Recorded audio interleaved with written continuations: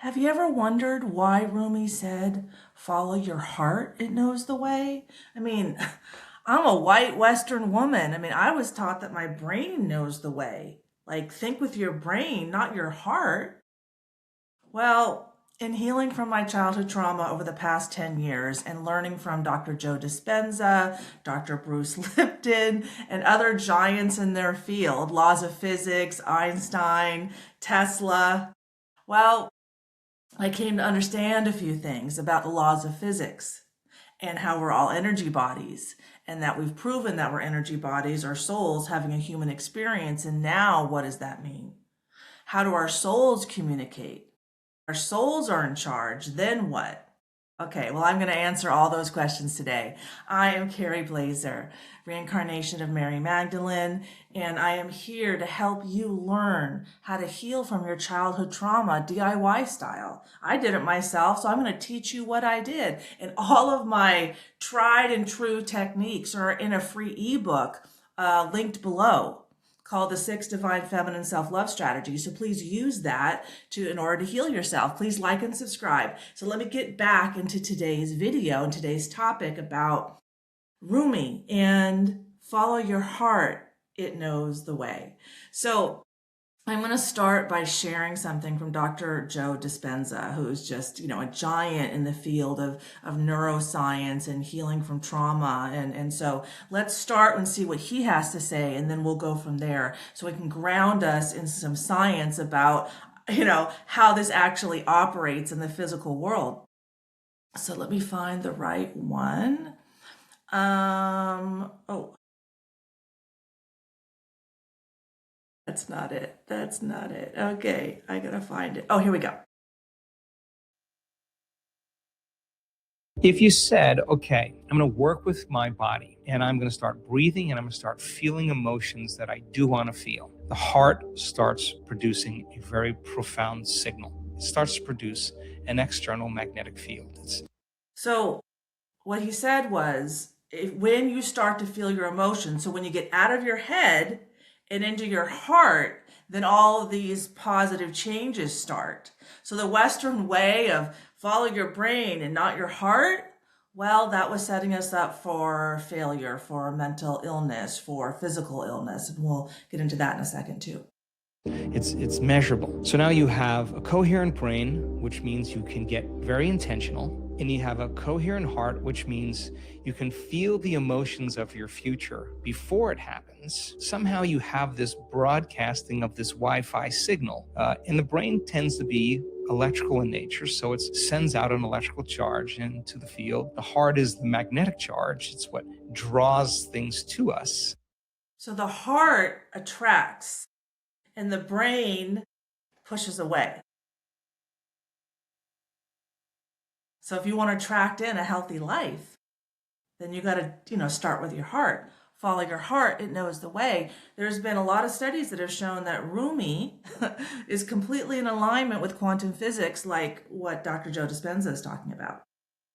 It's the magnetic field, and now you actually, by changing the way you think and the way you feel, you're changing the signal in the field. And if you're able to maintain that state for an extended period of time, I say something magical is going to happen in your life. So let's get back into when he said changing the signal in the field and what that means. Follow your heart, it knows the way. So we always hear about heart and soul, right? So now we know that we're energy bodies that are all connected through our heart spaces. Like, that's how we communicate. Like, here's an example. You know how there's like millions of videos showing how a dog will get super excited and happy about 1 or 2 minutes before his owner comes home every time, and even if it's different time every day? Well, how does that dog know the owner's about to be there? How do you know when someone's going to call? How do you know when someone's going to happen? Heart and soul. Our souls house all the knowledge and all the wisdom in the universe. Okay, so every formula that Einstein came up with is also in your soul, or that Stephen Hawking came up with is also in your soul. So when we acknowledge that we're an energy body and our energy bodies communicate through our heart space, through emotions, Okay, so here's another like giant in his field, Dr. David R. Hawkins, who wrote the Map of Consciousness in Power versus Force. I'm going to bring that up and show you how our emotions vibrate at different frequencies. So that frequency we're putting out, that's magnetic, that's kind of attracting events and people into our lives. Okay, how does that operate? Because I got to know how things work. So let me share that screen with you. And here it is. So this is the Map of Consciousness from Dr. David R. Hawkins in the book Power versus Force. And this is how I learned that enlightenment is an emotion. I mean, I have a master's degree in East Asian religious studies, and no one ever taught me that enlightenment is an emotion. I lived in Chinese Buddhist monasteries. I speak Chinese. I learned classical Chinese. I never learned that. So here I was like, oh, well, that makes a lot of sense. So as we're souls having a human experience, we communicate through our emotions, and all these numbers on the left-hand side are the different hertz that we put out. And I'll show you a physics experiment in a second about how that works, how we attract what we are, through a magnetic resonance, as Dr. Joe Dispenza just showed us. So all of these emotions, with shame being the lowest at 20 hertz, all of these emotions come out through our heart space. Okay, so our heart space and the neurology in our heart space is far more complex than our brains. And the heart sends far more signals to the brain than the other way around. The electromagnetic field around the heart is 5,000 times stronger than the brain. So, of course, Rumi in the 13th century didn't know this. There was nothing in this, but his intuition did it. He followed his heart, his soul.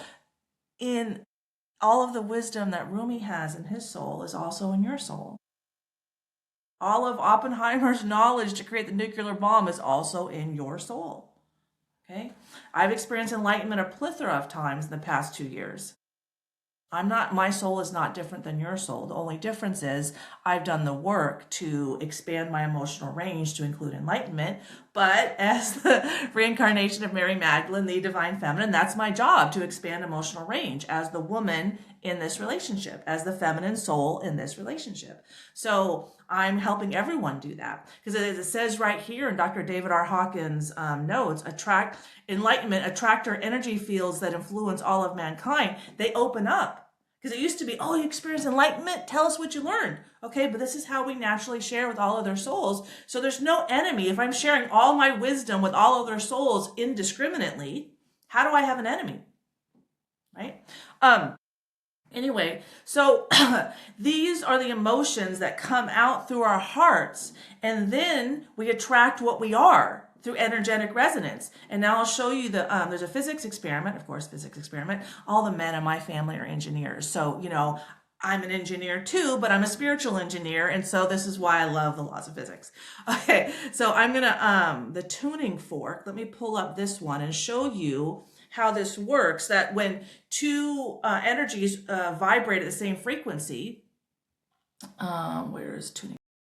At the same frequency, like, shame is 20 hertz, and then I attract in shame from another person 20 hertz.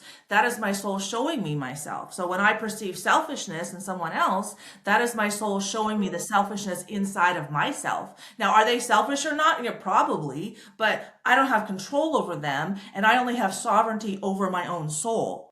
So I focus on myself. I withdraw my projections to everybody else. Oh, that's me. I'm going to take care of those problems. So let's look at, from the laws of physics perspective, what happens when two energies vibrate at different frequencies? Do they even notice each other? And what happens when two energies vibrate at the same frequency? Then what happens? Okay, so let's watch.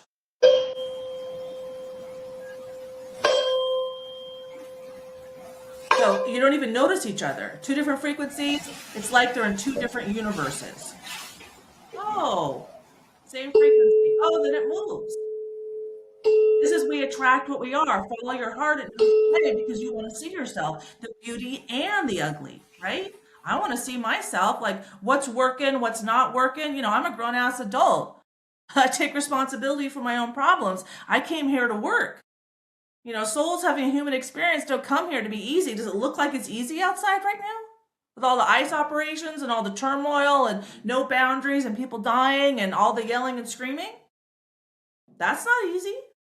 That's not easy. I met JC in my childhood. I haven't seen him in 40 years. We're still healing from our trauma. I had to call the police on him. JC, yeah, head of global security at GoDaddy.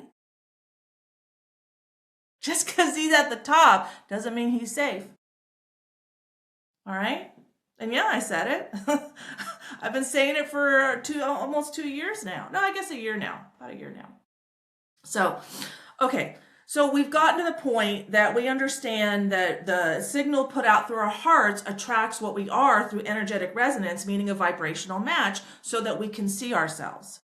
And that all came out through our heart. So yeah, follow your heart. It knows the way so that you can see yourself. So how do we change our hearts? How do we learn how to surf the waves of life, go into our emotional pain and come out of it? Because that's something I've been confronted with my whole life. I had 35 years of debilitating lower back pain. I was following my brain because my heart was closed down. And what's come out now is an Einstein quote: the field is the sole governing agency of the particle. The field meaning the energy field. The particle meaning the body. So I'm going to pull up another Joe Dispenza video so we can see how he talks about this. And then we'll go to Dr. Bruce Lipton, who is the godfather of epigenetics, meaning what happens before the genetics, because less than 1% of our diseases come from our genetics. It comes from the field when we hate ourselves. Disease comes from self-hate, and now they've proven that in science. So let me get into that. So we're going to start with Dr. Joe Dispenza. And let's see. Oh, here we go. Key to accessing. Here we go with the Einstein quote. Einstein said the field, the wave, the energy is the sole governing agency of the particle. Energy controls matter. He didn't say particle controls the particle. He said the field controls the particle. If you change the information in the field, if you change the information in your soul, when you learn how to transform your emotional wounds into personal wisdom, because your wounds are in your soul that come out through your heart. This is what he's talking about. You change the projection, the particle in three-dimensional reality. This is a holographic universe. So if the quantum field is an invisible field of energy that exists beyond our senses, beyond our body, our environment, and time, and the only way we are going to connect to it is take all of our attention off our body, all of our attention off the environment. What's the environment made of? People, objects, things, places, and take all of your attention off of linear time, the predictable future and the familiar past, and find the sweet spot, the generous present moment. That's the unknown. That's the door. That's the moment you become nobody, no one, no thing, nowhere, no time. That is the moment you are pure consciousness. And that is the moment you're walking through the door to the quantum field.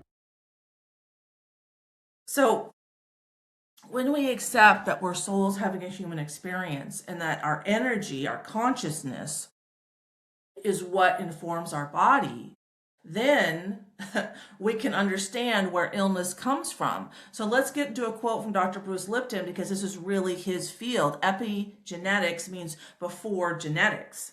So let's, what happens before the body? Well, that's the field. All right.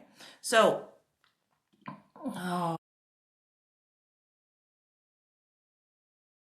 that's not it.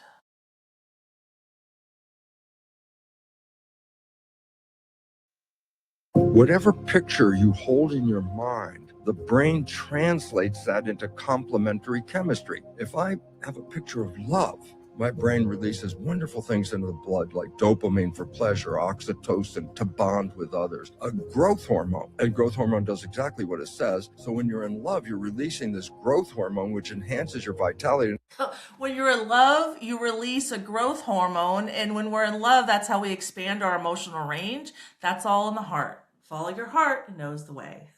That's why when people fall in love, they get so healthy. They get, they say, oh, look how they glow. They're so in love. And I go, this is the chemistry of the blood engaging the behavior of the cells. But I say, well, but what if I'm holding a picture of something that scares me? I say, well, you're not going to release love chemistry. You start to release stress hormones and factors that affect the immune system and all that. I say, well, that's a different chemistry. I go, yeah, just like in the culture dish, a different chemistry leads to a different genetic activity. If I want to change my genetics, do I have to go in and change the cells in the genetic? I said, no, it's changing your thought. That's all you have to do. Whatever picture. Now, he said changing your thought, that's all you have to do.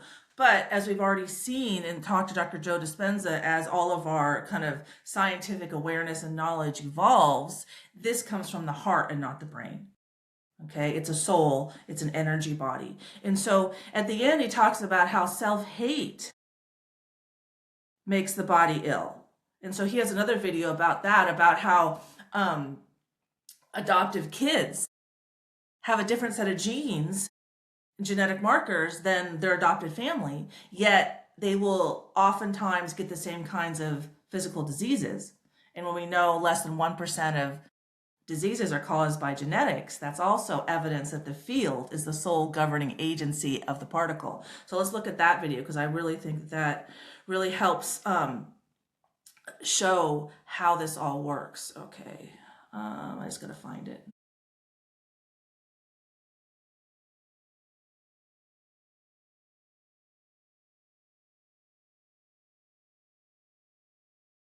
Hang on, I can't find it. That's not it. Let me close that one. Oh, I didn't open it up. Hang on a second. I didn't open it up. It is not here. Let me get it. Oh, here it is. Yeah.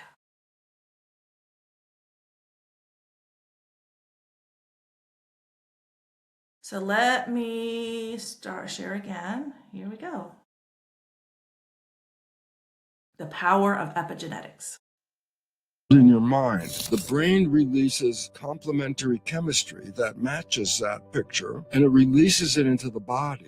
And the chemistry of the blood is what controls the genes and the behavior. Children, when adopted into a family where there's cancer running in that family, the adopted child will get the same family cancer. But the point, the adopted child has totally different genetics. What was the point? It was being adopted into a family where the programming of that child is what caused the cancer. It's consciousness who releases the chemistry to the environment that controls the genes. And you can change your consciousness, and you can change your environment. And all of a sudden I said, oh my God, we were programmed to be victims. It turns out we are masters of our genetic activity. And this is the new science called epigenetics. Whatever picture. So you can change your consciousness, right? You can take control. You have sovereignty over your own soul. You can make your darkness conscious. So I'm going to quote Carl Jung here really quick, and he helped me understand enlightenment. And here's a quote from my book. My enlightenment experience. One does not become enlightened by imagining, in their brain, figures of light, but by making the darkness conscious. Where is darkness? Well, I would say shame, guilt, and fear that resonates at 20 hertz is quite a bit of darkness, because cancer resonates at 100 hertz. But if I'm routinely, my field is the sole governing agency of the particle. If my field is consistently resonating, vibrating at 200, 300, 500 hertz, 1,000 hertz, well, the 100 hertz cancer doesn't stand a chance, right? It'll just gone, dead. The highest vibrating energy is the most transformative energy. And so this is why changing the world is an inside job. Changing your body is an inside job. And there's nothing more inside than your soul. Okay, there's nothing, there's nothing beyond that. There's nothing more inside than the energy that you exist within. So let's look at this. I call it the 5 metrodome experiment. But did I pull that up? No, I didn't pull that up. Hang on a second, let me pull it up. It shows us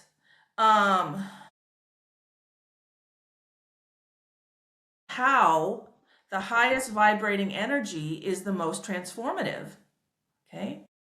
Because the one that can change the others. The most transformative is the one that the other ones align with. And so let's see how the second and third from the left will be the fastest, okay? And let's see, pretty quickly, those two, the second and third, the other 3 will align with the fastest moving metrodome, the fastest energy. I have a video of like 32 metrodomes. It takes them about 3 minutes to all sync up. This is what happens when I experience enlightenment. I naturally help all other souls because we're all connected through like our heart spaces. We're all in it together. So there are no enemies. Love thy enemy means love thyself and understand that you're a soul having a human experience. See how quickly they're all in synchronicity? I mean, there's the wisdom that says you're the summary of the 5 people you hang around most. This is the same concept. And I had to accept that when something's true, it's true in multiple places. So, true in multiple places means the physics experiment with the 5 metrodomes shows that you're the summary of the 5 people you hang around most, and with the highest vibrating energy being the most transformative. Enlightenment being 700 to 1,000 hertz, the most transformative. Shame is not transformative, it keeps you stuck. So anyway, I hope this is helpful. Please check out my ebook below, my 6 Divine Feminine Self-Love Strategies. It will help you learn how to turn your emotional wounds into personal wisdom. There's laws of physics, psychology, neuroscience, I did it up. And even an Andrew Tate example, because he's in my book too. I helped him through a personal relationship with Justin Waller.